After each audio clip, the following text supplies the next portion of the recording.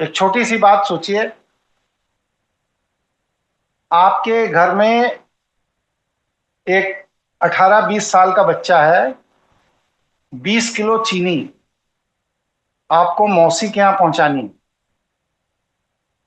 आप उस 20 साल के बच्चे को कहेंगे ना कि बेटा जरा मोटरसाइकिल में रख के ये बोरी मौसी के यहाँ दे आओ, उनके यहाँ चीनी की जरूरत है। कहेंगे कि नहीं कहेंगे? कहेंगे कहेंगे कि नहीं गुरुजी। कहेंगे? कहेंगे गुरुजी। कहेंगे।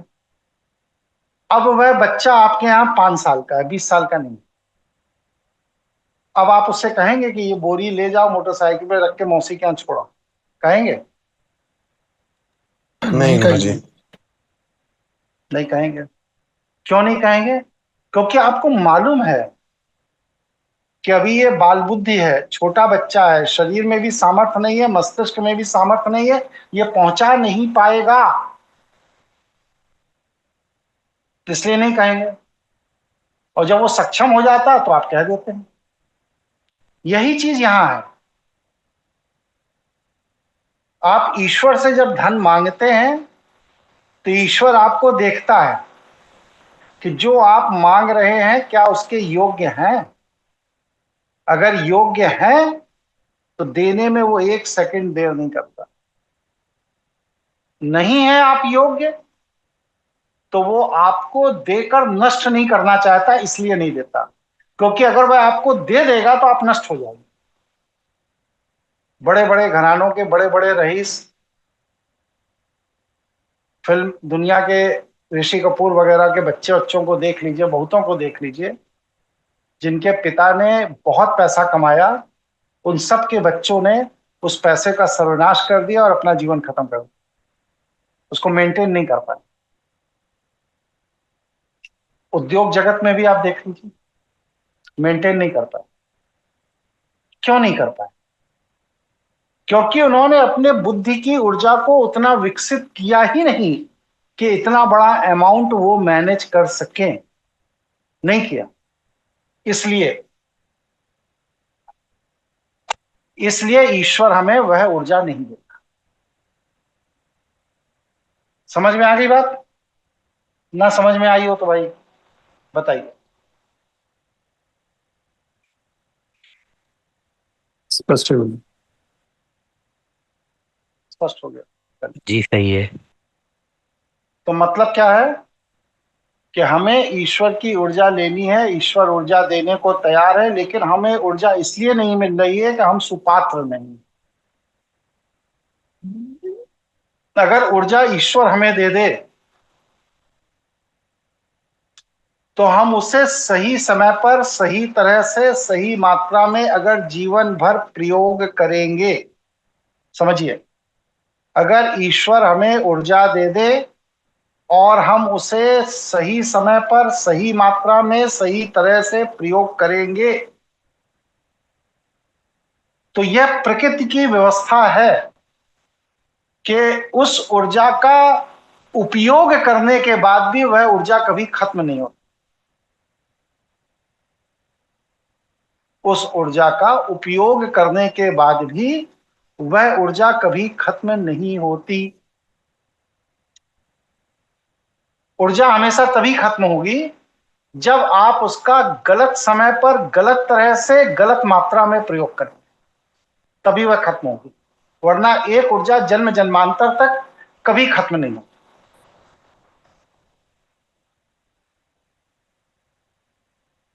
अब आप लोग हमारा खंडन करिए, कहिए देखिए ये चीज खत्म हो गई, वो चीज खत्म हो गई, तो मैं आपको स्पष्ट करूंगा। करिए खंडन।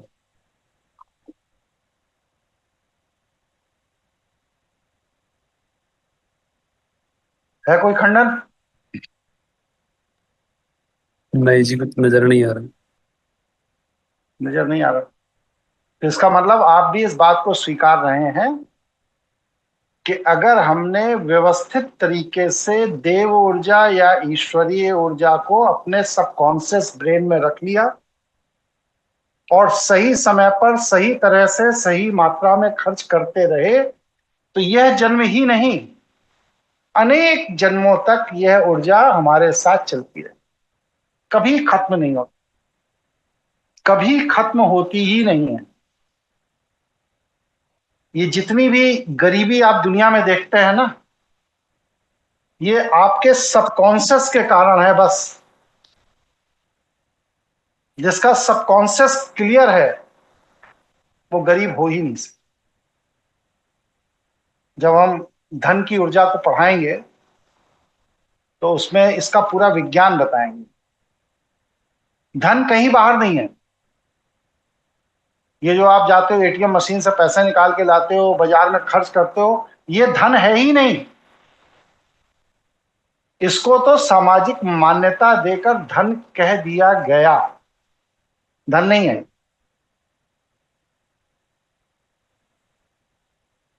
यह धन का एक मूर्त रूप है। एक, जैसे सोने का सिक्का धन का दूसरा मूर्त रूप है, हीरा धन का तीसरा मूर्त रूप है, उसी तरह ये जो कैश पैसा है ये धन का एक मूर्त रूप है बस।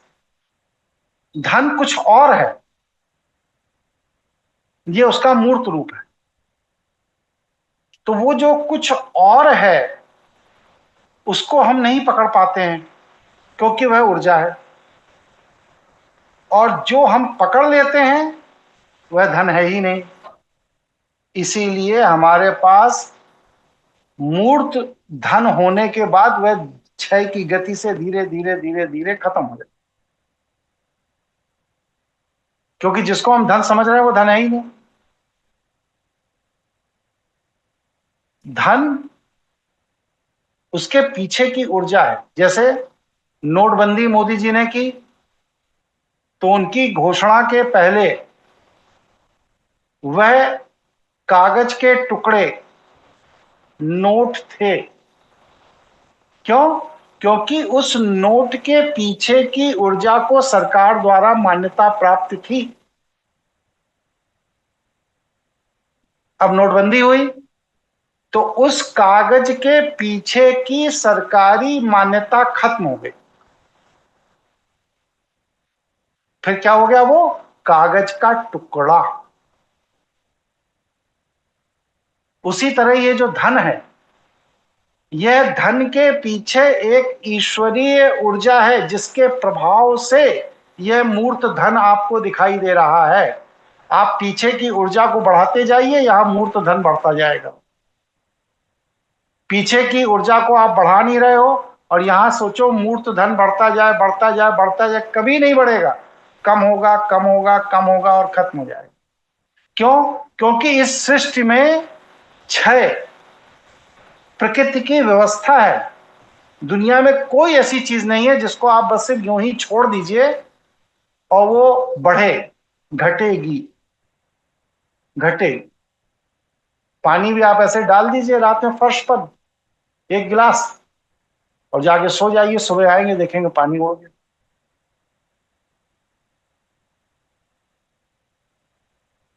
तो हमें क्या करना है? अपने सबकॉन्शियस से देव ऊर्जा के सहयोग से उस मूर्त धन के पीछे की ऊर्जा को जागृत करना। उसके विधान है, तरीके हैं, तंत्र हैं, मैं बताऊंगा। वो जागृत करना, जब वो जागृत हो जाएगा तो समझिए कि आपके पासबुक में पैसा आ गया। अब आपको जो जरूरत है जाइए कार्ड लगाइए, एटीएम मशीन से लेके चले आइए। फिर पैसा आ गया, फिर कार्ड लगाइए, फिर एटीएम मशीन से लेके चले आइए।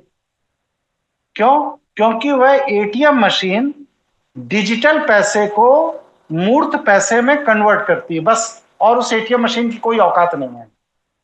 अगर हमारे पास डिजिटल पैसा नहीं है तो वह एटीएम मशीन सॉरी बोल देगी। दुनिया में कोई ऐसा भगवान नहीं है, लक्ष्मी जी हो, गणेश जी हो, ये जी हो, वो जी हो, जो पीछे डिजिटल एनर्जी नहीं है और एटीएम से कैश निकाल के देते। चाहे आप जितने बड़े लक्ष्मी के भक्त हो, नहीं होगा। कि हो जाएगा? बताइए भाई। नहीं होगा गुरु जी।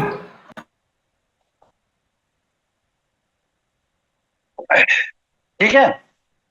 इसी तरह हमारी आध्यात्मिक ऊर्जा है। हमारी आध्यात्मिक ऊर्जा सही समय पर सही तरह से सही मात्रा में आप प्रयोग करेंगे, ये आध्यात्मिक ऊर्जा कभी खत्म नहीं होगी।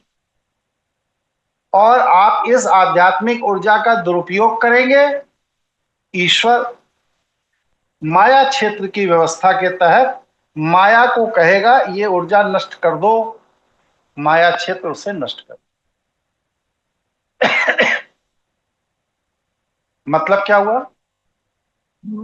कि ईश्वर द्वारा प्रदत्त की गई ईश्वरीय ऊर्जा कभी खत्म नहीं होती है, बशर्ते आप उसका दुरुपयोग न करें। अगर आप उसका दुरुपयोग कर रहे हैं तो आप उस ऊर्जा को लंबे समय तक अपने पास रख नहीं पाएंगे। और ये दुरुपयोग होता कैसे है बताइए?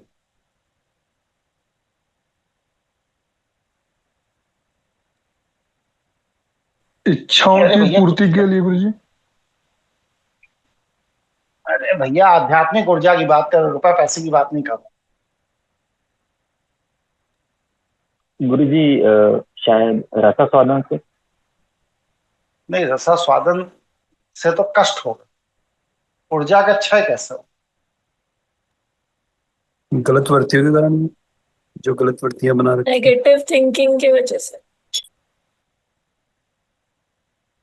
दोनों ने सही जवाब दिया। जब आप नकारात्मक विचार से भर जाते हैं तो नकारात्मक विचार सकारात्मक विचार को खाना शुरू कर देते हैं।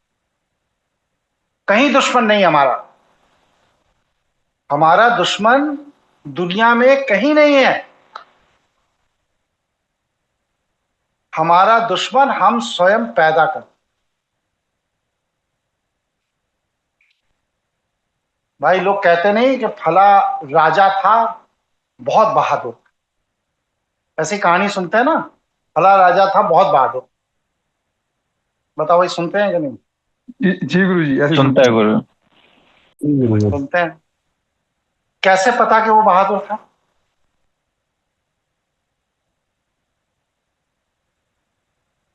बताइए भाई। क्योंकि सुना। फला राजा बहुत बहादुर था, कैसे पता कि वो बहादुर था?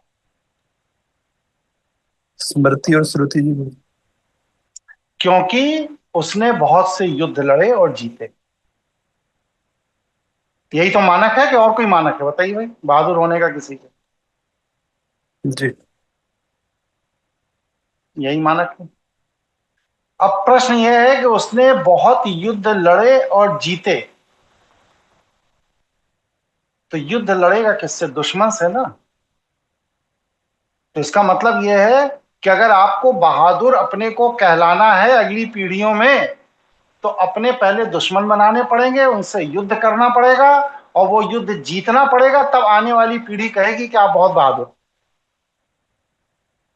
क्या और कोई तरीका है अपने को बहादुर कहलाने का? जी गुरु जी, यही है क्योंकि मानक ही ऐसा है। तो समाज का मानक ऐसा है। तो पहले अपने को बहादुर कहलाने के लिए दुश्मन बनाओ, फिर उनसे लड़ो, फिर उनसे जीतो, तब आने वाली पीढ़ियां तुमको बहादुर कहे। तो तुम बहादुर थे कि मूर्ख थे?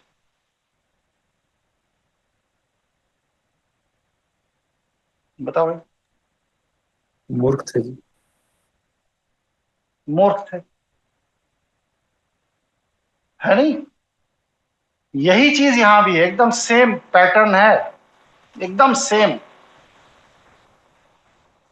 क्या ईश्वर ने आपको सकारात्मक ऊर्जा दे दी, अब आप सकारात्मक ऊर्जा से ओतप्रोत एक साधक हो गए। अब साधक हो गए, ऊर्जा है आपके पास। अब आप अपने अंदर नकारात्मक विचारों को पैदा करके उस ऊर्जा को पहले नष्ट कर रहे हैं और फिर साधना करके उसको फिर प्राप्त कर रहे हैं, और फिर नकारात्मक विचार पैदा करके फिर नष्ट कर रहे हैं, और फिर साधना करके फिर बहुत उसको प्राप्त कर रहे हैं। और दुनिया कह रही है अरे भाई कितने बड़े साधक है, बताओ 8-8 घंटा 9-9 घंटा बेचारे साधना करते रहते। अरे तुम साधक हो कि बेवकूफ हो? बताइए भाई, ऐसा मूर्ख व्यक्ति है साधक है कि बेवकूफ है? बेवकूफी है मूर्ख है गुरु गुरु जी। बेवकूफ है। मैं अभी 10 दिन अमित जी के यहाँ रहकर आया। अमित जी आपके यहाँ मैं कितने दिन रहा? 10 दिन रहा हूँगा। हाँ जी, हाँ जी, 10 दिन से ज्यादा था। 10 दिन रहे। 10-12 दिन सुशील जांगड़ के यहाँ रह के आया। संजय सिंह परमार के यहाँ 10 दिन रहकर आया। सुशील के यहाँ मुंबई में 10 दिन रहकर आया। इतने सब बलजीत के यहाँ मैं 10-10 दिन रह के आया। इतने सब लोगों के यहाँ रहा, किसी ने कभी 1 मिनट भी हमें साधना करते देखा कि गुरु जी साधना में बैठे हैं, अंदर मत जाओ कमरे में? देखा किसी ने? नहीं जी। नहीं देखा जी। नहीं देखा। तो इसका मतलब गुरु जी ढोंगी हैं, दूसरों से कहते साधना करो, खुद करते नहीं। यही मतलब हुआ कि नहीं हुआ इसका? मतलब तो यही है गुरु जी। मतलब यही हुआ। लेकिन आपकी दृष्टि वो है। अब इसके विपरीत दृष्टि लीजिए। आपको इसलिए मैं कहता हूं क्योंकि आप नकारात्मक विचार से भरे हो। आप साधना के द्वारा आज जो ऊर्जा इकट्ठी करते हो, कल सुबह वह ऊर्जा आपकी ऊर्जा ही खा जाती। हम जो एक बार ऊर्जा इकट्ठी कर ली, वह ऊर्जा हमारे अंदर नकारात्मक विचार ना आने की वजह से उस ऊर्जा का क्षय नहीं होता। इसलिए हमें साधना की जरूरत दोबारा नहीं। जब जरूरत होती है तो 15-20 मिनट कर लेते हैं रात में 2 बजे, काम खत्म।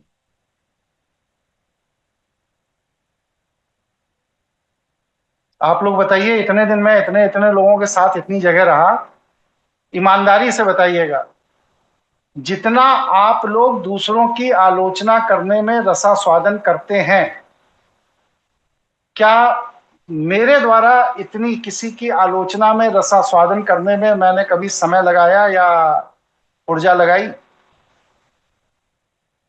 नहीं जी, बताइए। आलोचनात्मक कोई बात हुई ही नहीं, कभी भी नहीं। नहीं जी, बिल्कुल नहीं नहीं। कर। मैं या तो आपके विकास की बात करूंगा और या फिर चुप रहूंगा, सुनूंगा। लेकिन मैं आपके आलोचना किसी की नहीं करूंगा कि अरे फला ने ये कह दिया, ढिका ने ये कह दिया, फला पैसा लेके भाग गया, ढिका पैसा लेके भाग गया। संस्थान में आते हैं लोग, गड़बड़ी करते हैं, चले जाते हैं, लेकिन मैं चर्चा किसी से नहीं करता। क्यों? क्योंकि मैं जानता हूं कि जब मैं वह चर्चा करूंगा तो उस चर्चा की ऊर्जा से हमारे साधना की ऊर्जा छत विक्षत हो जाएगी, खत्म हो जाएगी। फिर मेरे अंदर वह सामर्थ्य नहीं रहेगा कि हम किसी के सिर पे हाथ रख दें और वो व्यक्ति ठीक हो।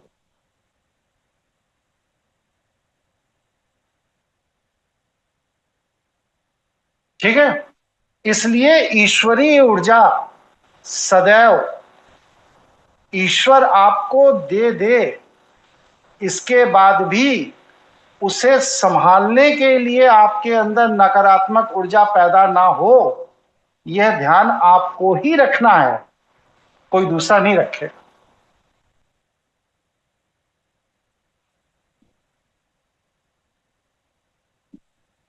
बताइए भाई। सहमत। सही। सहमत है गुरु जी। हमारे पास भी बहुत लोग फोन करते हैं, फला ने ये किया, फला की ये शिकायत, फला ने वो किया, फला। हम सीधी बात एक लाइन की कहते हैं, मुझसे संबंधित बात करो, किसी दूसरे की बात मुझसे मत किया। बात खत्म। मतलब ऊर्जा कभी खत्म नहीं होती है, समझिए। मतलब ऊर्जा कभी खत्म नहीं होती है जब तक कि हम स्वयं अपनी नकारात्मक ऊर्जा से उस ऊर्जा को खत्म ना कर दें। भाई इन्वर्टर चार्ज हो गया, लाइट चली गई, पंखा चला, इन्वर्टर से करंट गया और उसमें जो नेगेटिव करंट है निकलने वाला, वो मैंने तार काट दिया, तो क्या इन्वर्टर कभी डिस्चार्ज होगा?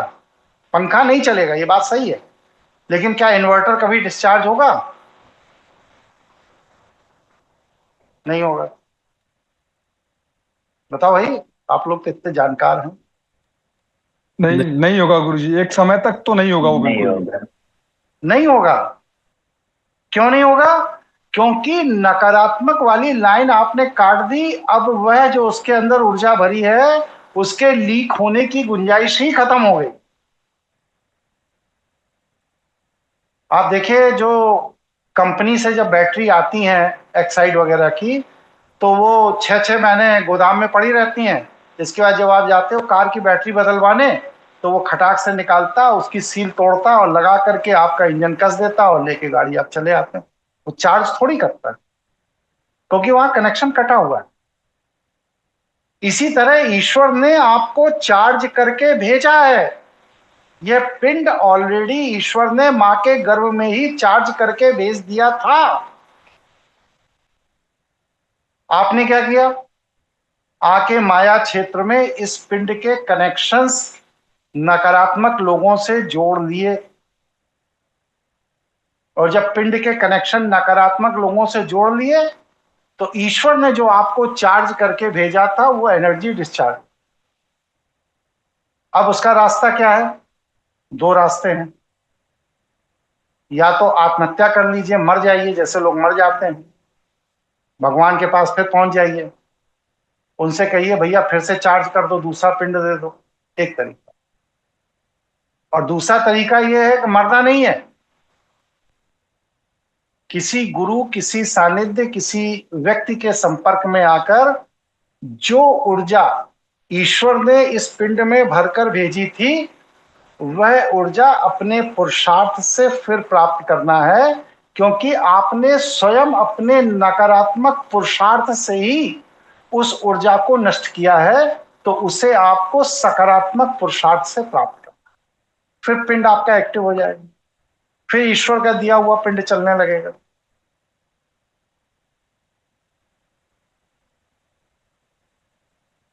बताइए, कोई कठिन बात बता रहा हूं?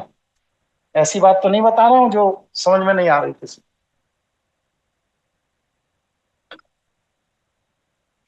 स्पष्ट है गुरुजी।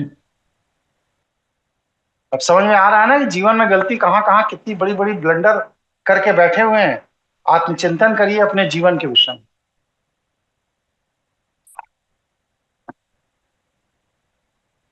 ठीक है नहीं? जब हम किसी को दुख देते हैं, जब हम किसी को हड़पने की कोशिश करते हैं, उसके सुख को, उसकी संपत्ति को, जब हम किसी को अपमानित करने की कोशिश करते हैं, जब हम किसी को त्रास देने की कोशिश करते हैं, तो उस समय हम उसकी क्षति करते हैं नहीं करते हैं ये मतलब ही नहीं है। हम अपनी ईश्वर द्वारा दी गई ऊर्जा को उस कार्य में लगाकर नष्ट कर देते हैं।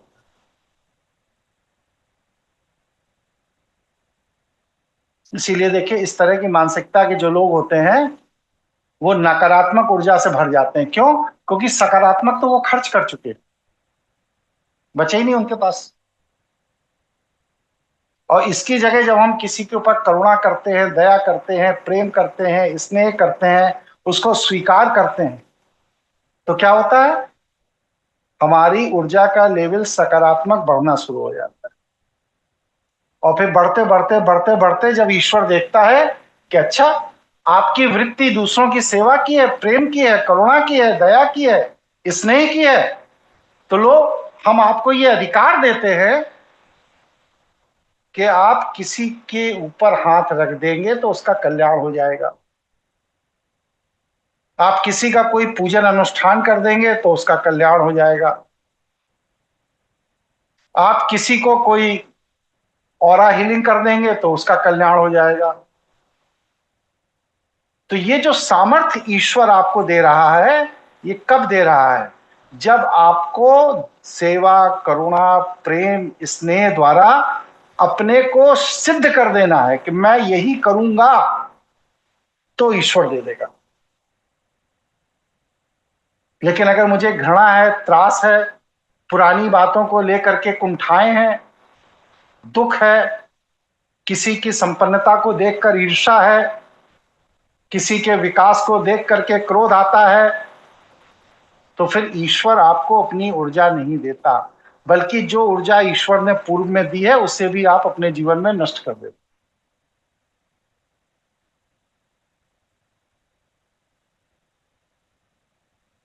अब बताइए, ईश्वर का प्रिय बनना कितना आसान है? आसान है कि नहीं है बताइए? है गुरुजी। जी। है गुरुजी। कितना आसान है, लेकिन इसके बाद भी हम नहीं बन पाते। क्यों? क्योंकि हमें माया के प्रभाव के कारण नकारात्मक चीजों में रसास्वादन करने में बहुत आनंद आता है। किसी को रुला दिया, किसी का चेहरा बिगाड़ दिया, किसी की भावनाओं को ठेस पहुंचा दी, बड़ा आनंद आया। लेकिन तुम उसको नहीं, तुम अपना प्रारब्ध बिगाड़ रहे हो। आज तुम उसको रुला रहे हो, कल प्रकृति का ऐसी व्यवस्था चलेगी, ऐसी आंधी चलेगी कि तुम्हें उससे 10 गुना ज्यादा रोना पड़ेगा और कोई बचाने वाला नहीं होगा। क्यों? क्योंकि वह तुम्हारे अपने कर्म है जिसको तुम भोगोगे।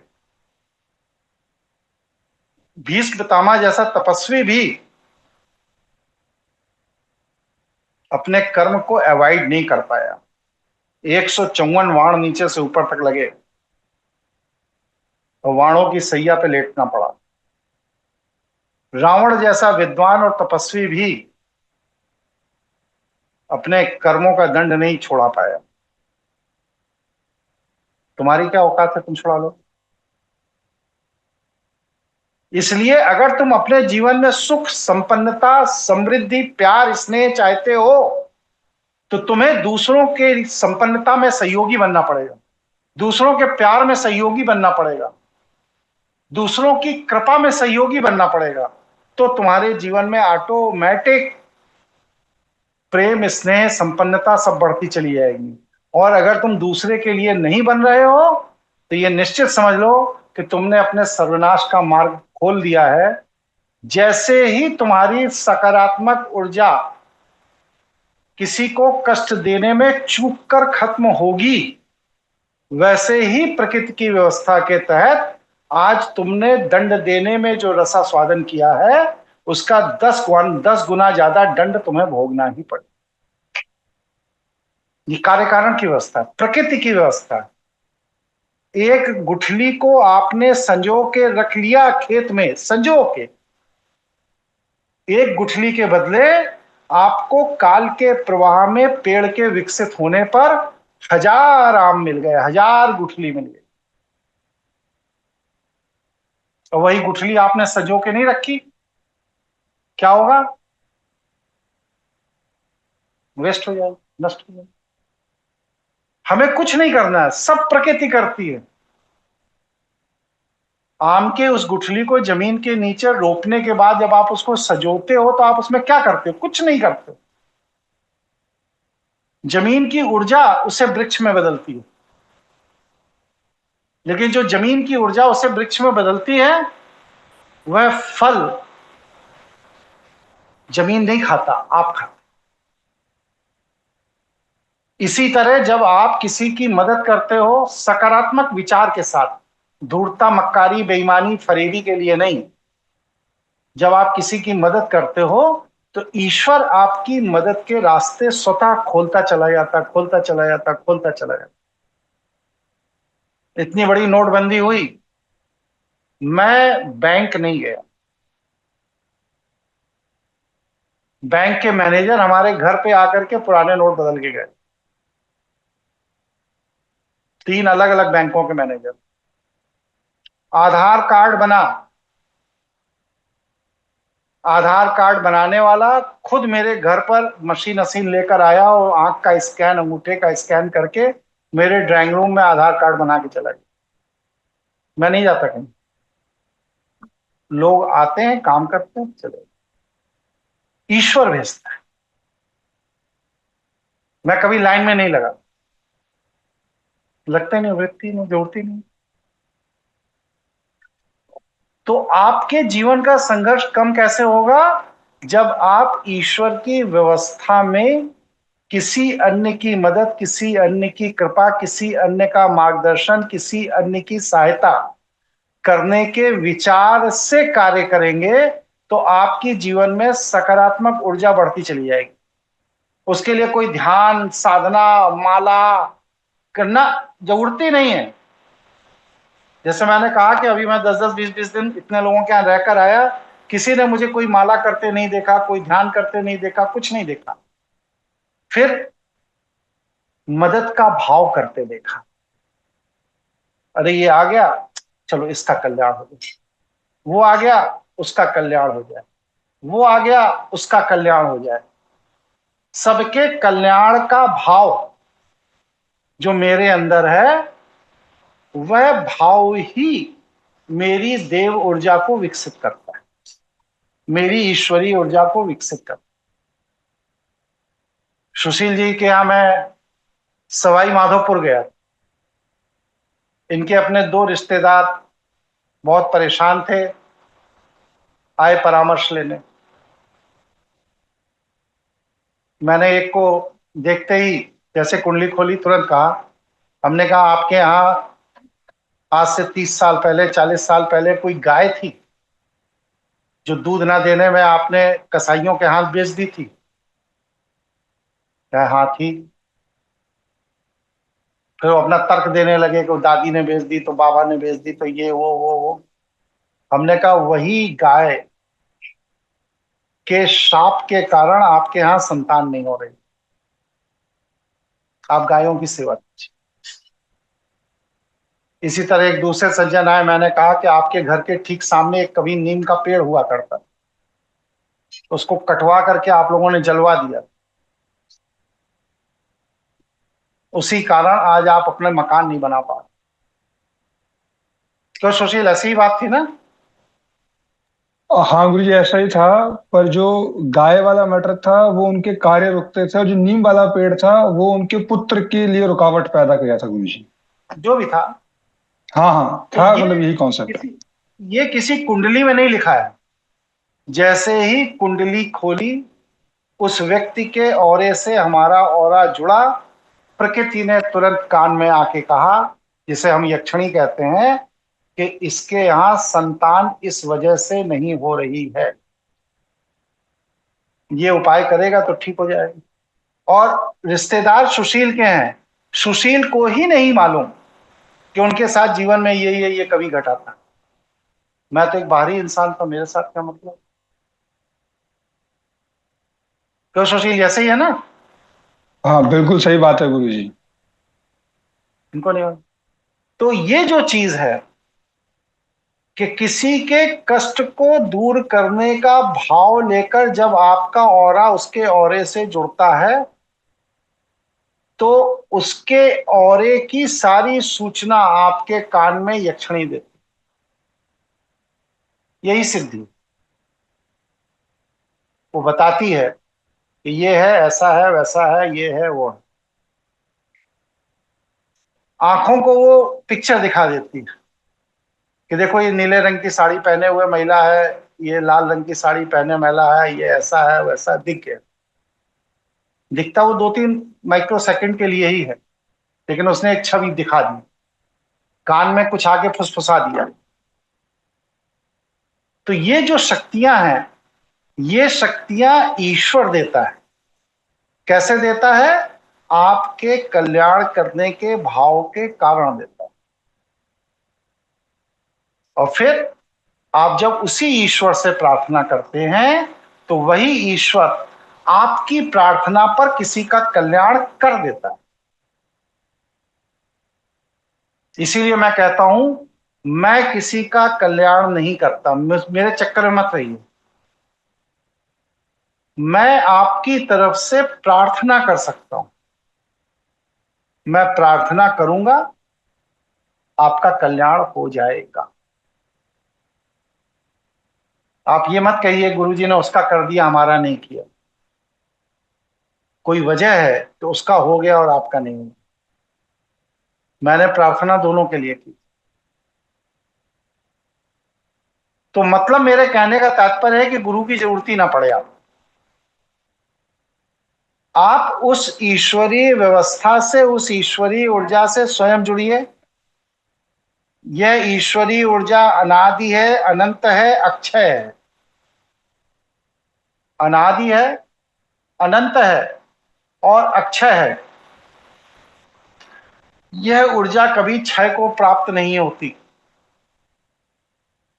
बशर्ते एक ही शर्त है कि इस ऊर्जा को ईश्वर आपको तभी देता है जब आप लोक कल्याण का भाव रखते हैं।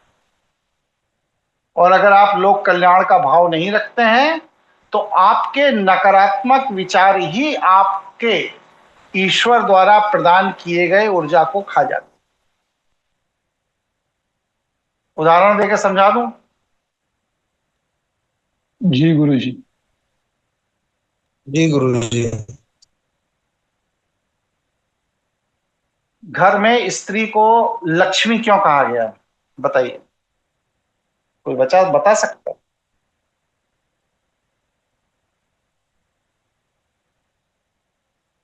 घर में स्त्री को लक्ष्मी क्यों कहा गया?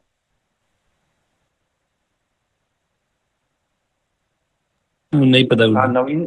नवीन जी जुड़े, चले गए फिर। नवीन, नहीं पता गुरुजी। घर में स्त्री को लक्ष्मी इसलिए कहा जाता है क्योंकि आपके लक्ष्य को प्राप्त कराने में आपकी अर्धांगिनी ही आपकी सहायक है। फिर सुनिए, आपके लक्ष्य को प्राप्त कराने में आपकी अर्धांगिनी ही आपकी सहायक है, इसलिए वह लक्ष्मी। अगर पत्नी का सहयोग नहीं है आपके जीवन में तो आप अपने जीवन के लक्ष्य को प्राप्त नहीं कर सकते। बिल गेट्स जैसा संपन्न व्यक्ति की पत्नी भी तलाक देकर चली गई, और भी न जाने कितने अरबपतियों की कहानियां हैं जहां पर पत्नियां तलाक देकर चली गईं। क्यों? इसलिए चली गईं क्योंकि उनकी महत्वाकांक्षा अलग है। और जब स्त्री और पुरुष दोनों की महत्वाकांक्षा अलग अलग हो जाती है तो उस घर का कभी विकास नहीं हो सकता, हो ही नहीं सकता। ये मैथुनिक सृष्टि है। मैथुनिक सृष्टि में नर और मादा की ऊर्जा से ही विकास होता है। इसीलिए भगवान शिव का ही एक अकेला अर्धनारीश्वर स्वरूप है, क्योंकि वह उन्नति के कारक है। शिवलिंग ऊपर की है, ऊर्ध्वगामी है।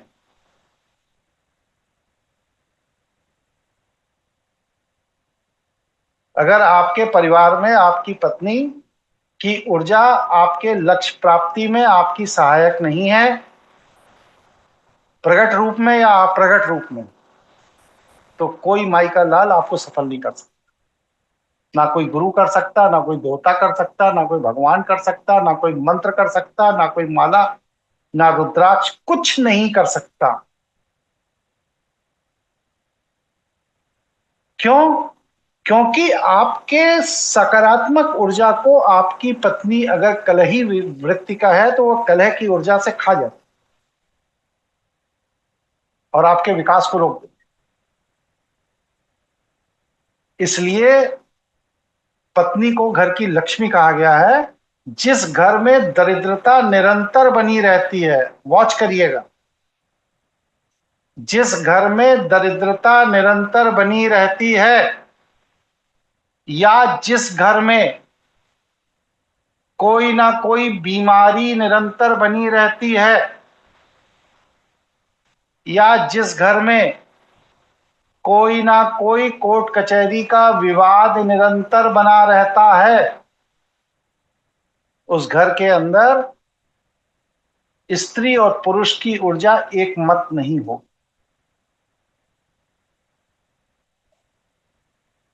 क्योंकि इस मैथुनिक सृष्टि में जब तक स्त्री और पुरुष की ऊर्जा एक मत नहीं होगी तब तक आपका विकास हो ही नहीं सकता।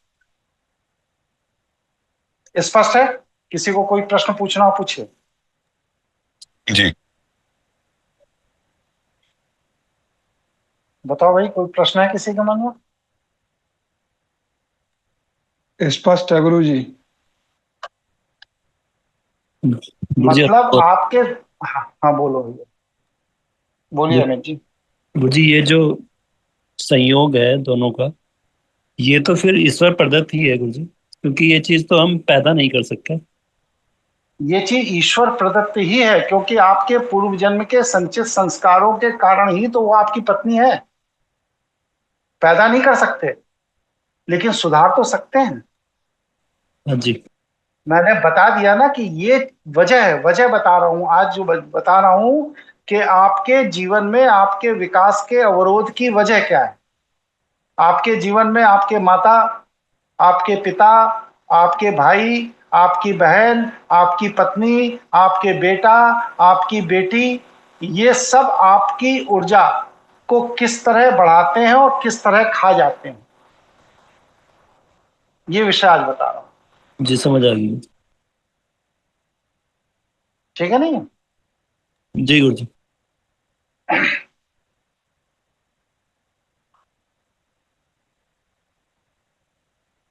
मतलब क्या हुआ कि योगेश कुमार मिश्रा बहुत बड़े साधना और बड़ी तोप है, बड़े वो हैं, वगैरह वगैरह वगैरह, जो भी आप लोग समझते हैं।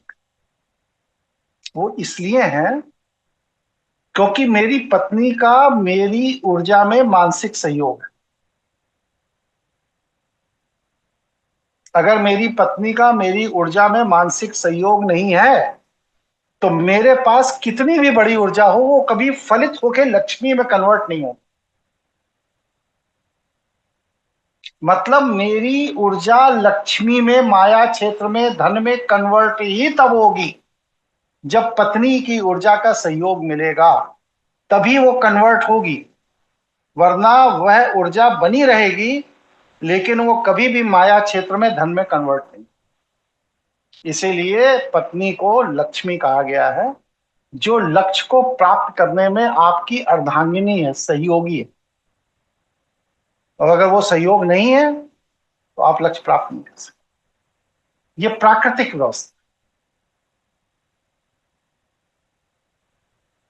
ठीक है? स्पष्ट तो है इस तरह क्या है, ऊर्जा को संघर्ष कहीं बाहर नहीं करना है। अब गंभीर विषय पे आइए। क्या हुआ? ऊर्जा को संघर्ष कहीं बाहर नहीं करना है। आपकी ऊर्जा का सारे संघर्ष का विधान आपने अपने पूर्व जन्म के किए गए कर्मों से अपने ही आसपास स्वयं निर्मित कर रखे हैं। अपने बेटे के रूप में, अपने दामाद के रूप में, अपने पत्नी के रूप में, अपने पिता के रूप में, अपने भाई के रूप में, अपने माँ के रूप में आपने स्वतः निर्मित कर रखे हैं पूर्व जन्मों के। और वह अब इस जन्म में आपके परिवार का हिस्सा बनकर आपके कष्ट का कारण या आपकी समृद्धि का कारण बन रहे हैं।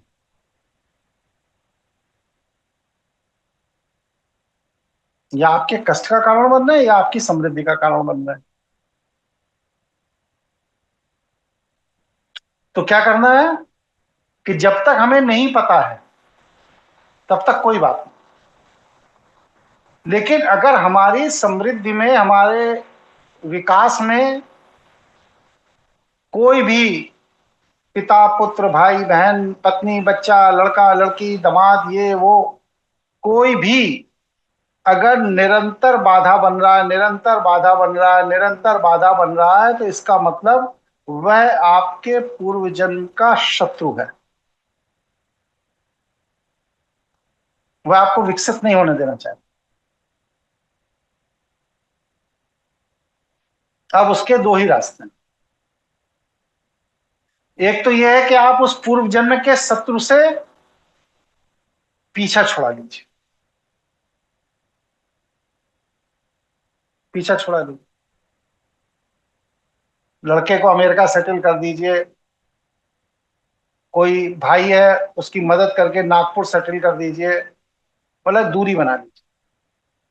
और वह दूरी भी कम से कम 200 किलोमीटर की होनी चाहिए, मतलब 3 लैटिट्यूड क्रॉस करके। अगर वह 3 लैटिट्यूड के अंदर ही है तो उसके ऑरे का इम्पैक्ट आप पर पड़ता रहेगा। एक तो दूरी बना लीजिए, दूसरा आप उसको उसका अंश देकर पीछा छुड़ा लीजिए। या तो दूरी बना लीजिए या उसको उसका अंश देकर पीछा छुड़ा लीजिए, क्योंकि वह आपके प्रारब्ध का नकारात्मक भोग है जो पूर्व जन्म में आपने उसके साथ संबंध बनाकर उसका दुख अपने हिस्से में ले लिया। ठीक है, स्पष्ट हुआ या नहीं हुआ भाई, बताओ। थोड़ी कठिन बात कह दी क्या? नहीं जी, स्पष्ट है। ठीक है, तो मतलब क्या है कि भगवान श्री राम बेवकूफ नहीं थे। वशिष्ठ ऋषि जैसे ज्ञानी व्यक्ति के आश्रम में रहकर पढ़े थे, लेकिन उनको जैसे ही पता लगा कि संपत्ति के विवाद के कारण घर में कलह हो रही है, उन्होंने तुरंत अपने को विवाद से अलग कर लिया। कहा भाई ठीक है, हम जा रहे हैं जंगल, आप लोग लड़ो, जिसको जो देना हो दो, जिससे जो लेना हो लो। दशरथ राजा बने, भरत राजा बने, जो बनना है बने, बने ना बने ना बने, हमसे कोई मतलब नहीं, हम जा रहे हैं, नमस्कार, चल दिए। दूसरा, भगवान श्री कृष्ण को देखिए, कंस को मारा, मथुरा के अंदर निवास किया, और जब जरासंध ने 10 बार हमले किए तो 10 साल के संघर्ष के बाद उन्होंने कहा ठीक, ओके, मथुरा जरासंध के हिस्से में छोड़कर द्वारिका भाग। क्योंकि जीवन में संघर्ष के लिए आप नहीं पैदा हुए हैं, आप जीवन में विकसित होने के लिए पैदा हुए हैं। आपके हिस्से का जो भोग है वो आप भोगेंगे ही, कोई माई का लाल उस भोग को कम ज्यादा नहीं कर सकता। और जब कोई भी उस भोग को कम या ज्यादा नहीं कर सकता, तो हम अपने हिस्से के भोग को बचाने के लिए अनावश्यक कलह में पड़ क्यों रहे हैं? ठीक है, काल के प्रवाह में अभी कैकेयी की बुद्धि नष्ट हो गई है, ठीक है, हम अलग हो जाते हैं। फिर भरत आए और उन्होंने जब कैकेयी की चाबी कसी तो वही कैकेयी गिड़गिड़ाने लगी। राम के वापस आने पर सबसे पहले स्वागत करने पहुंच गए। प्राश्चित रहा, 13 साल उसको प्राश्चित रहा कि ये मैंने क्या कर दिया, आज जो मैं विधवा हूं अपने एक गलत निर्णय के कारण हूं। क्योंकि काल के इंपैक्ट को आप नहीं बदल सकते। अब राम उसी में अड़ जाते, कल्पना कीजिए, नहीं जाते, अरे कैकेयी ने दिया होगा कमिटमेंट, आपने दिया होगा, मुझसे क्या लेना देना, मेरा राज्य अभिषेक करना, आप मुझे राजा बनाइए, मैं नहीं जाता। तो क्या होता? वह कलह बराबर परिवार में चलती रहती और राम राजा बनने के बाद भी सुखी नहीं रहते, उसी कलह में फंसे रहते, फंसे रहते, फंसे रहते, फंसे रहते। कभी भी उन्हें महापुरुष का दर्जा नहीं मिलता, कभी वो मर्यादा पुरुषोत्तम नहीं बन पाते।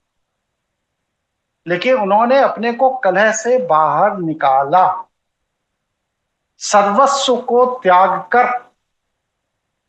कृष्ण ने अपने को कलह से बाहर निकाला, द्वारिका जाकर सर्वस्व को त्याग कर। और इसके बाद राम चक्रवर्ती सम्राट बने, अश्वमेध यज्ञ किया उन्होंने, और कृष्ण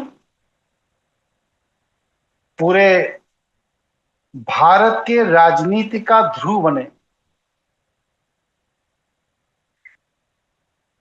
तो क्या अगर मथुरा में जरासंध से कृष्ण लड़ते रहते तो क्या भारत की राजनीति की धुरी कभी बन पाते वो? बताइए, कभी बन पाते हैं? नहीं बन पाता जी। नहीं बन पाते। और राम अगर अपने घर में कलह करते रहते तो क्या आज हम उनकी पूजा कर रहे होते? नहीं कर रहे होते। इसलिए जिस घर में कलह होती है, समझ लीजिए, माँ से, पत्नी से, बेटे से, बेटी से, जीजा से, दामाद से, माता पिता से, बच्चों से, किसी से, जिस घर में कलह होती है वह घर धीरे धीरे धीरे धीरे अपने औरे में सिकुड़ता चला जाता है। इसलिए प्रबुद्ध वर्ग का सोचना यह है कि कलह नहीं करना है, हमें अपने को विकसित करना है, कलह के केंद्र को छोड़कर आगे बढ़ना है। क्यों? क्योंकि मेरे हिस्से का जो राजभोग है वह तो मैं भोगूंगा ही, उसे कोई माई का लाल कम ज्यादा नहीं कर सकता। तो कलह क्यों करना? इसलिए कभी भी, आज जो विषय मैं कंक्लूड कर रहा हूं, इसलिए कभी भी किसी के बारे में नकारात्मक सोचिए नहीं, नकारात्मक चिंतन में रसास्वादन मत कीजिए, कभी भी पारिवारिक कलह में उलझिए नहीं, और कभी भी अपने को ईश्वर से अलग मत समझिए, क्योंकि आप जब ईश्वर के साथ हैं तभी ईश्वर आपका पोषण करेगा। और अगर आप कलह आदि में उलझ जाएंगे तो फिर ईश्वर के साथ ही नहीं है तो ईश्वर आपका पोषण कैसे करेगा?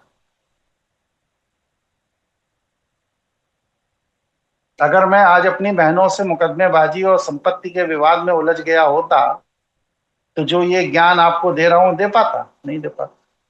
मुकदमा लड़ रहा होता जगह जगह दौड़ दौड़, और जो जमा पूंजी थी वो नष्ट कर रहा होता। ठीक है, बहनें हैं, ले जाओ, तुम ही ले जाओ, तुम खुश रहो भैया। हमारे अंदर सामर्थ्य होगा, भोग होगा, तो हमें कोई दान दे देगा, कहीं से CSR फंड मिल जाएगा, कोई सहयोग कर देगा। नहीं है, अगर हम लड़ झगड़ के तुमसे ले भी लेंगे तो भी हम नहीं भोग पाएंगे।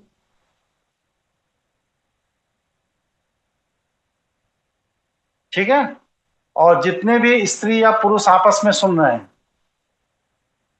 ये समझिए कि आपकी संपन्नता पति पत्नी की ट्विनिंग पर है। अगर पति पत्नी की ट्विनिंग सही नहीं है तो वह घर कभी भी अपने लक्ष्य को प्राप्त नहीं। स्पष्ट हो गया? किसी को कोई शिकवा शिकायत हो, कोई प्रश्न हो, जिज्ञासा हो, आप अपनी बात कहिए।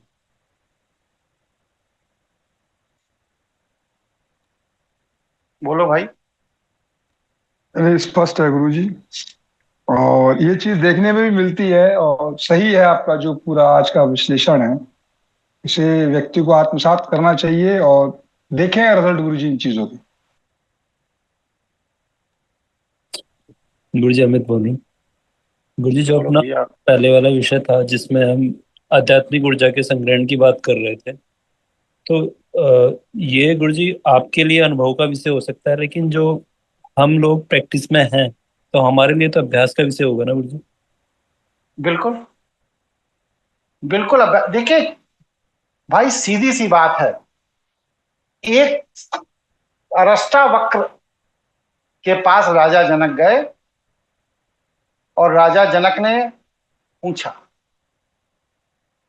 कि हे गुरुदेव, मुझे मुक्ति कैसे मिलेगी?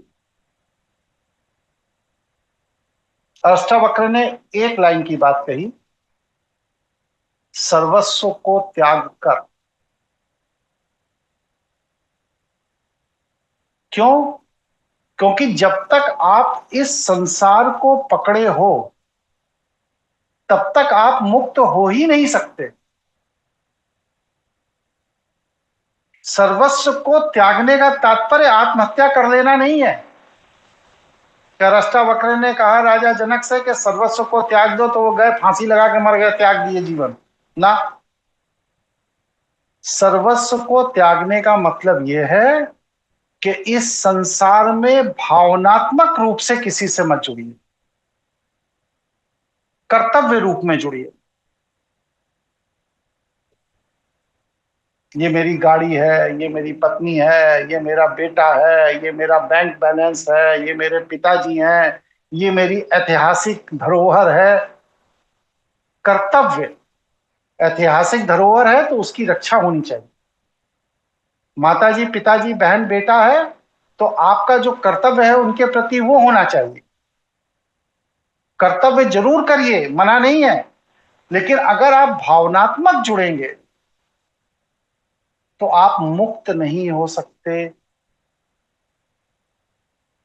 क्योंकि भावनात्मक जुड़ने से आपके अंदर की ऊर्जा का अंश वह पदार्थ खींच लेता है, और जब वह पदार्थ अपना पोषण आपकी ऊर्जा से करने लगता है तो वह निरंतर आपकी स्मृति पर ठोकर देता है कि आप और ऊर्जा भेजो, और ऊर्जा भेजो, और ऊर्जा भेजो, और ऊर्जा भेजो, और आप उसे ऊर्जा देते रहते हैं, देते रहते हैं, देते रहते हैं, और एक दिन आपकी ऊर्जा खत्म हो जाती है, आप मर जाते। जैसे लड़का पढ़ने गया और आप उसको पढ़ने के साथ आत्मनिर्भर बनने का प्रशिक्षण नहीं दिए तो वो क्या करेगा? वो वहां से मैसेज करेगा कि डैडी इतने पैसे की जरूरत है, भेज दीजिए, आप यहां से पैसा भेज दीजिए। फिर वो मैसेज करेगा, फिर पैसा भेजिए। और अगर आप कमाते नहीं हो तो धीरे धीरे आपका पैसा वो पूरा ले लेगा, आपका पैसा खत्म कर देगा, आपकी ऊर्जा खत्म कर देगा। आपको करना क्या है? उस बच्चे को आत्मनिर्भर बनाना है, जिससे वह आपके पैसे पर आश्रित ना रहे, स्वयं कमाए और स्वयं खर्च करे। अब आपका पैसा आपके पास है, उसका कमाया पैसा उसके पास है, वह पिता के प्रति अपना कर्तव्य कर रहा है, आप बेटे के प्रति अपना कर्तव्य कर रहे हैं, लेकिन संपन्नता दोनों की बढ़ रही है, क्योंकि दोनों में कोई भी एक दूसरे पर आश्रित नहीं है, इसलिए संपन्नता दोनों की बढ़ रही। और वही बेटे को आपने अपने ऊपर आश्रित कर लिया लाड़ प्यार में, फिर क्या होगा? क्योंकि उसने पैसे की वैल्यू नहीं समझी, इजी मनी है उसके लिए, तो वह आपकी आंखों के सामने ही आपका मेहनत का पैसा नष्ट कर देगा और आप कुछ नहीं कह पाओगे। क्यों? क्योंकि आप उसके मोह पाश में बंधे हुए हो।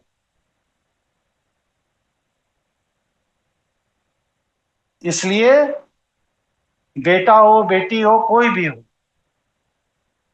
अगर वह सक्षम है, आपने उसे सक्षम बना दिया, तो उसे इंडिपेंडेंट ग्रो करने की अपॉर्चुनिटी देना आपका कर्तव्य है।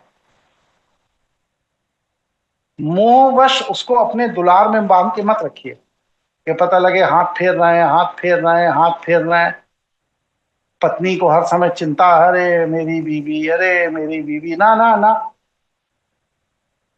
उसको भी इंडिपेंडेंट ग्रो होने का अधिकार है, आपको भी इंडिपेंडेंट ग्रो होने का अधिकार है, बच्चों को भी इंडिपेंडेंट ग्रो होने का अधिकार है।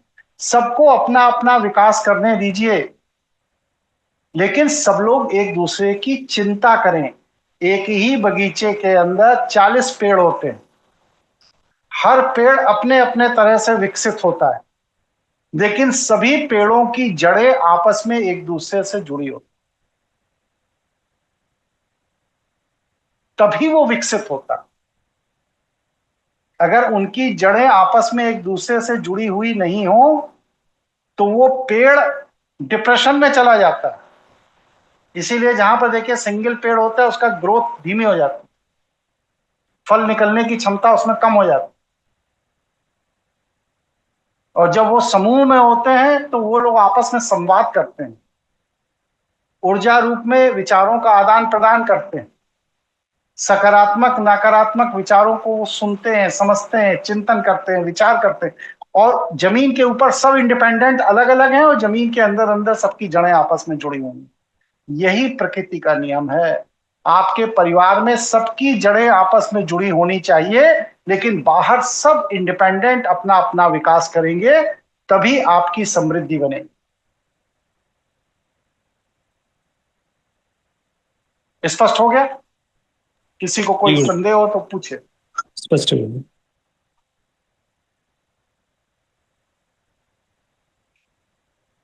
ज्यादा कॉम्प्लिकेटेड तो नहीं रहा भाई आज का सेशन? कोई बहुत कठिन बात कह दी हो मैंने? ऐसा नहीं गुरुजी, नहीं बिल्कुल गुरुजी। नहीं। ठीक है। अब ये बताइए, कल है जन्माष्टमी, तो क्लास करने के बाद रात 12 बजे कृष्ण जी को पैदा करेंगे कि उस खुशी में क्लास नहीं करना है? जैसा आप लोग चाहें। क्लास करनी है गुरुजी। कर रही है गुरुजी। करनी है गुरुजी क्लास। करनी है, सबकी राय। हाँ, तो 10 बजे तक हमको झेल लीजिए, फिर इसके बाद आनंद से भगवान श्री कृष्ण का जन्म करिए। किसी की आपत्ति हो तो अभी बता दीजिए। बात को आप लोग पर्सनल मैसेज करते हैं हमको, गुरु जी ये दिक्कत है, वो दिक्कत। किसी को आपत्ति है? एकता जी। नहीं है जी। एक, गुरुजी संडे कर लें तो थोड़ा बेटर रहेगा, बाकी सबकी जैसे रहे। चलिए देखिए, एक आपत्ति आई। और दूसरी कोई आपत्ति किसी की?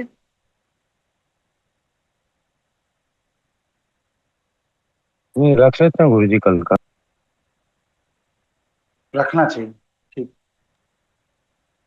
चलो भाई, नवीन जी आप अल्पमत में चले गए, आपकी सरकार गिर गई। ठीक है। नहीं ठीक है सर, कल कल ठीक है। जितना देर आ ठीक। सके उतनी देर के लिए आइए, बाकी फिर देखा जी जाएगा। ठीक है। जी जी। कम से कम 8-10 आपके समर्थक होने चाहिए, अब तो लोकतंत्र है भारत के अंदर। ठीक। जी जी जी।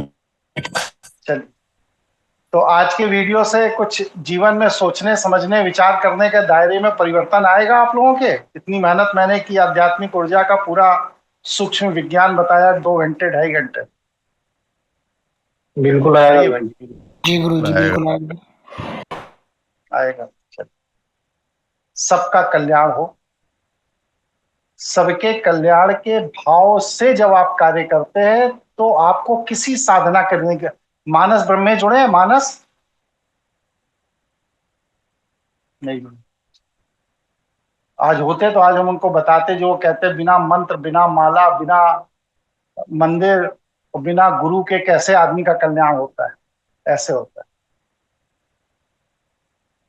सबके प्रति कल्याण का भाव रखना, सहयोग का भाव रखना, कृपा का भाव रखना, दया का भाव रखना, करुणा का भाव रखना, प्रेम का भाव रखना, इसके लिए किसी माला की जरूरत है? बताइए, है किसी माला की जरूरत?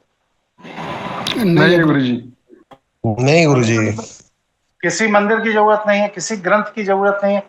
ईश्वर यही कहता है कि आप सभी जीवों के प्रति दयालु बने, जैसे मैं आपके प्रति दयालु हूं। आप जीवों के साथ कठोर होंगे तो मुझे बुरा लगेगा। जैसे एक पिता के 4 बच्चे हैं, उसमें से एक बच्चा दुष्ट है जो 3 को पीट रहा है, तो पिता क्या करेगा? उस दुष्ट बच्चे को दंडित करेगा। क्यों? क्योंकि पिता ये चाहता ही नहीं है कि कोई एक सशक्त है तो बाकी 3 को परेशान करे। यही चीज हमारे जीवन में है। अगर हम किसी को कष्ट देने की मनसा से कोई काम नहीं कर रहे हैं तो हमारी समृद्धि ईश्वर की कृपा से सुनिश्चित है, कोई नहीं रोक सकता है। महापुरुषों ने विवाद को कभी भी अपनाया नहीं, विवाद को छोड़ दिया ईश्वर की व्यवस्था पर, इसलिए आज वो महापुरुष हुए और आज हम लोग उनको इसलिए नमन करते। ठीक है। चलिए, सभी गुरुजी साथियों को बहुत एक बहुत धन्यवाद। बोलिए सुशील जी। गुरुजी ये था कि एक मतलब आउट ऑफ सब्जेक्ट है जो अभी चल रहा है, कर सकते हैं या जो नहीं, कुत्तों को पूछिए, लेके जो पूछिए। सुप्रीम कोर्ट, कुत्तों को लेके जो सुप्रीम कोर्ट ने भी जो किया, इसमें क्या मतलब क्या मान सकते हैं, क्या हम समझ सकते हैं गुरुजी? देखिए भाई, मेरी राय तो यह है कि आप कभी भी किसी भी जीव को खत्म करके या समाज से बाहर निकाल करके अपना सर्वाइवल नहीं कर सकते। सुप्रीम कोर्ट को अगर आदेश देना था तो उनको ये आदेश देना चाहिए था, अगर मेरे जैसा कोई जिम्मेदार व्यक्ति होता तो वो ये आदेश देता कि कुत्तों के, क्या हो गया, इंटरनेट चला गया क्या? इंटरनेट है, दिखाई दे जी रहा आवाज आ रही है। है आ रही आ रही आ रही। तो उनको ये निर्देश देना चाहिए था कि जीव जंतु की रक्षा का दायित्व नगर निगम क्षेत्र में राज्य सरकार, केंद्र सरकार और नगर निगम का है। केंद्र का भी है, राज्य का भी है और नगर निगम का भी। हमारे संविधान में जो ड्यूटीज दी गई हैं, नागरिक का कर्तव्य, उसमें जीव जंतु, पशु पक्षी, वनस्पति का संरक्षण और पोषण, ये दायित्व दिया गया है हर नागरिक। सुप्रीम कोर्ट ने इसकी अवहेलना कर दी। तो जो गवर्नमेंट मशीनरी है उसकी ये जिम्मेदारी है कि जो कुत्ते समाज में उपद्रव करते हैं या कर रहे हैं, जिनका कोई मालिक नहीं है, जिन्हें वो आवारा कुत्ते कह रहे हैं, हम उन्हें बेसहारा कुत्ते कहते हैं। हम आवारा नहीं कहते, हम कहते हैं वो बेसहारा कुत्ते हैं क्योंकि उनका कोई मालिक नहीं है। उनकी वैक्सीनेशन की जिम्मेदारी सरकार की। उन्हें आप हटा के अपना पल्ला नहीं झाड़ सकते। आपको करना यह पड़ेगा कि गवर्नमेंट मशीनरी को इंस्ट्रक्शन देना चाहिए कि आप इन बेसहारा कुत्तों के वैक्सीनेशन को कीजिए, जिससे कि यह लोग किसी अन्य को क्षति ना पहुंचे।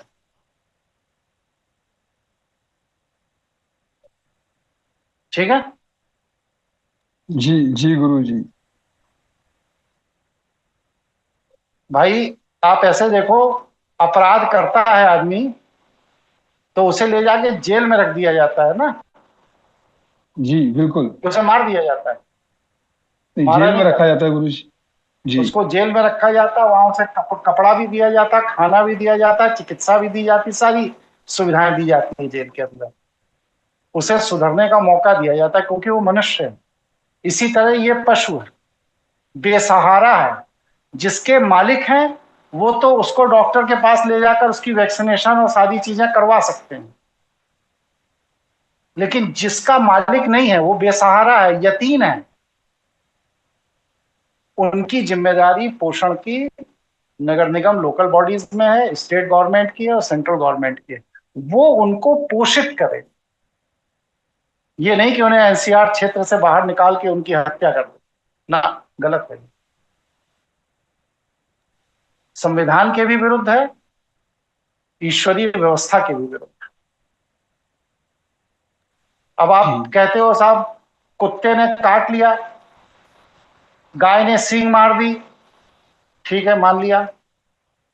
आपके मोटरसाइकिल और कार के एक्सीडेंट से भी तो आदमी मर रहा है, तो आप सारी कारें बंद कर दीजिए, सारी मोटरसाइकिल बंद कर दीजिए। अगर मान लीजिए दिल्ली के अंदर 50 लोगों को कुत्ते ने काट लिया और 50 लोगों को गाय ने सींग मार दी, तो 500 लोगों के एक्सीडेंट भी तो उसी दिल्ली में हो रहे हैं।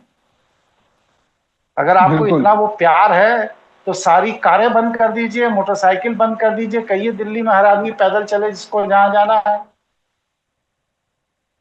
जीवन की रक्षा व्यवस्था से होती है, प्रतिबंध से नहीं होती। ये जो प्रतिबंधित कर रही है सुप्रीम कोर्ट, ये संविधान की व्यवस्थाओं का उल्लंघन है। नवीन जी हैं, चले गए नवीन जी? जी जी गुरु जी। आप मेरे विचार से कितना सहमत हैं आप? बिल्कुल नहीं, मैं बिल्कुल सहमत हूँ। ये रिहैबिलिटेशन के प्रिंसिपल्स, मेरा विरोध करिए। नहीं मैं ये कह रहा हूँ गुरु जी, रिहैबिलिटेशन के लिए प्रिंसिपल्स होते हैं, वो कोर्ट ने सुपरसीड कर दिए। दो एपेक्स कोर्ट है, highest law of land, but मैं भी इस आपकी बात से बिल्कुल सहमत हूँ, क्योंकि हमारे को एक्चुअल में पता है कि जो वो प्रिंसिपल्स भी फॉलो कर रहे हैं वो फॉलो ही नहीं होंगे। तो ये एक तरीके से बहुत ज्यादा सिस्टम पे भी बहुत ज्यादा प्रेशर पड़ेगा, क्योंकि ना उनके पास, आप एक चीज देखिए ना, एमसीडी के पास डिमोलिशन के लिए तो स्टाफ नहीं है, सालों भर से डिमोलिशन नहीं अनऑथराइज। अब आप सारी एमसीडी को सोचते हो कि वो हजारों लाखों कुत्तों को उठा लेंगे, तो वो पॉसिबल ही नहीं हो पाएगा। बहुत ज्यादा मैसेकर हो जाएगा, मैसेकर हो जाएगा। बिल्कुल मैं मान रहा हूँ इस बात को। ये मैं ये सहमत बस हूँ से आपसे। वैसे ही है कि जैसे पॉलिथीन बंद की जा रही है पिछले 20 साल से, वैसे ही होगा और कुछ नहीं होगा इसमें। नहीं, अभी अगर आप पिटिशन लगेगी तो मैं आपको लेके चलूंगा। आपका जो आपने इशू बनाया है ना, बहुत रीजनेबल, और ये अगर एक्सप्लेनेशन दी जाती तो शायद बेटर रहता। बड़ी ह्यूमैनिटेरियन अप्रोच है ये, कि आपका बिल्कुल ठीक कहना है कि 50 कुत्ते से घाव हो रहे हैं, तो अगर आप देखें तो मोटर एक्सीडेंट उससे कई गुना ज्यादा हाई रेट्स हैं। हम्म। बिल्कुल ठीक कहा आपने, मैं सहमत हूं आपसे। आज मैंने स्वतंत्रता दिवस पर एक वीडियो डाला है, जिसको समय मिले देखिएगा। मैंने जी उसमें बस सिर्फ यही कहा कि आज हम जिस स्वतंत्रता दिवस को मना रहे हैं वो भारत के संविधान की उद्देशिका में दिए गए सिद्धांतों के अनुसार जो स्वतंत्रता है वो हम मना रहे हैं। लेकिन अब 75 साल बीत गए, अब हमें ये भी परिपक्व होना चाहिए कि हमारे धर्म को भी स्वतंत्रता मिलनी चाहिए। आप बताइए, प्रधानमंत्री के कार्य को करने वाला व्यक्ति एक हमारे द्वारा नियुक्त किया गया एक प्रतिनिधि है कि नहीं है? बताइए नवीन जी, है? बिल्कुल हमारा ही है जी। हमारा है। हम नहीं किया। हमने उसको कहा कि जाकर सदन में बैठो और देश की व्यवस्था को चलाओ। अगर शंकराचार्य जी कहें नहीं, नरेंद्र मोदी वहां नहीं जाएंगे, मैं जाऊंगा देश को चलाने, तो क्या आप और हम उनको स्वीकृति देंगे? नहीं देंगे। नहीं देंगे। क्यों? क्योंकि व्यवस्था के विपरीत बात कर रहे हैं शंकराचार्य। इसी तरह भगवान श्री राम की स्थापना स्थल, जो एक धर्म का विषय है, धर्म क्षेत्र है, वहां पर मोदी जी पहुंच के कैसे पूजन कर रहे हैं?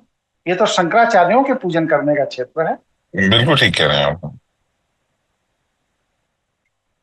तो हर व्यक्ति अपने अपने जुरिस्डिक्शन में जब काम करेगा, जो प्रधानमंत्री है वो प्रधानमंत्री के जुरिस्डिक्शन में काम करे, जो धर्माचार्य है वो धर्म के जुरिस्डिक्शन में काम करे, जो प्रशासनिक अधिकारी है वो प्रशासनिक अधिकारी के जुरिस्डिक्शन में काम करे, जुडिशियल ऑफिसर जुडिशरी के जुरिस्डिक्शन में काम करे। हर आदमी अपने अपने जुरिस्डिक्शन में काम करेगा तो देश व्यवस्थित तरीके से चलेगा। और अगर किसी की सोच विकृत हो गई है कि हम पता लगे हवाई जहाज में भी उड़ के देख लें, हम पानी के नेवी में भी जाके देख लें, हम पनडुब्बी में भी घुस के देख लें, हम नीचे समुद्र में उतर के गोताखोरी करके द्वारिका भी देख लें, हम ग्लेशियर पे भी चढ़ के देख लें, तो ये एक विकृत चित्त है। और हमारे संविधान में स्पष्ट लिखा है कि विकृत चित्त का व्यक्ति ना तो चुनाव लड़ सकता है और ना ही वह सदन का सदस्य हो सकता। बिल्कुल ठीक कह रहे हैं भाई ये मैं मानता हूं। आप सब लोग बताइए कि योगेश कुमार मिश्रा का काम है सनातन ज्ञानपीठ में एक वक्ता के तौर पर अध्यात्म और की मर्यादा के अनुरूप लोगों को प्रशिक्षित करना, मेरा ये काम है। और मैं अभी यहाँ पर लाठी भांजना शुरू कर दूं, तलवार चलाना शुरू कर दूं, बंदूक से निशानेबाजी शुरू कर दूं, वगैरह वगैरह मैं शुरू कर दूं, तो आप यही कहेंगे ना कि मिश्रा जी पगला गए। कहेंगे कि नहीं कहेंगे भाई? हाँ बिल्कुल बिल्कुल कहेंगे गुरु जी। कहेंगे उचित है। मिश्रा जी हाँ जी। पगला गए। जिस काम को करने के लिए उनको बिठाया गया वो छोड़ के बाकी सब काम कर रहे हैं। तो ऐसा व्यक्ति विकृत चित्त का है, ऐसा व्यक्ति समाज के लिए घातक है। क्यों? क्योंकि वह जहां पर पहुंच जाता है वहां के लोगों का ब्रेन काम करना बंद कर देता है। अब एक रॉकेट मंगल ग्रह पर जा रहा है, उसमें आप वहां पहुंच गए, 150 वैज्ञानिक बैठ करके उस रॉकेट को मंगल ग्रह पर पहुंचाने में लगे हुए हैं। आप वहां अनावश्यक फोटो खिंचाने के लिए बैठ गए, तो वो जो 150 वैज्ञानिक स्वतंत्र मस्तिष्क से उस रॉकेट को कंट्रोल करके मंगल ग्रह पर पहुंचा रहे हैं, उनके ब्रेन पर एक अननेसेसरी प्रेशर आएगा या नहीं आएगा इस क्रूशल पीरियड में? बिल्कुल आएगा गुरु जी, बिल्कुल आएगा। आएगा। तो ये मेंटल टॉर्चर है आपका कि अगर आप एक कॉन्स्टिट्यूशनल पोस्ट पे हैं तो आप अनावश्यक रूप से वैज्ञानिकों के बीच में घुस के बैठ गए, अनावश्यक रूप से पनडुब्बी चलाने वाले के साथ खड़े हो गए फोटो खिंचा रहे हैं पनडुब्बी चलाते हुए, अनावश्यक रूप से ये, अनावश्यक रूप से वो। अरे आपका काम है सदन में बैठकर विवेकपूर्ण तरीके से सामाजिक संरचना को व्यवस्थित तरीके से चलाने के लिए कानून बनाना और अपना सुझाव देना। आप वो काम कीजिए, अनावश्यक दूसरे के दिमाग को प्रेशर मत क्रिएट करिए। उचित करो। ठीक है नहीं? तो ये मेरा ऐसा मत है, इसीलिए मैं कहीं आता जाता नहीं। जैसे आप लोग बुलाते नहीं है कि हमारे यहाँ जन्मदिन है आ जाइए, ये मैं सूक्ष्म रूप में कहीं भी चला जाऊं अलग बात है, मैं फिजिकल रूप में जल्दी कहीं नहीं जाता। क्यों? अगर मैं आपके यहाँ शादी के फंक्शन के कार्यक्रम में आ गया तो आप मेरे प्रोटोकॉल में लग जाएंगे, फिर आप अपने शादी का फंक्शन नहीं कर पाएंगे। अगर मैं 3 घंटे वहां बैठ गया तो 3 घंटे आप मेरे आसपास ही खड़े रहेंगे। तो आपका कार्य व्यवस्थित रूप से होता रहे, इसके लिए ये आवश्यक है कि मैं वहां ना रहूं। आशीर्वाद देने के लिए जरूरत है, मैं सूक्ष्म रूप से आशीर्वाद दे दूंगा, और अगर कोई बहुत है तो कार्यक्रम के बाद मैं बच्चों को मिल करके आशीर्वाद दे दूंगा। लेकिन मैं व्यक्तिगत रूप से उस कार्यक्रम में उपस्थित होकर आपको मेंटल प्रेशर में डाल दूं, मैं इसे उचित नहीं मानता। ठीक है ना? सही है। चलिए, आज की क्लास ही पूरी करते हैं। अब हम लोग जी कल देखते हैं, विचार करूंगा, मैं भी चिंतन करूंगा। अगर राय बनेगी तो कल क्लास लेते हैं, अगर नहीं बनेगी तो 1 ही घंटे का 1 ही सत्र लेंगे, जरूरी नहीं है 2 सत्र लें, ये भी हो सकता है। ठीक है? जी गुरु जी, प्रणाम गुरु जी। जी। खुश रहिए भैया, सब प्रणाम। प्रसन्न प्रणाम गुरु। सब प्रसन्न रहिए, खुश। प्रणाम।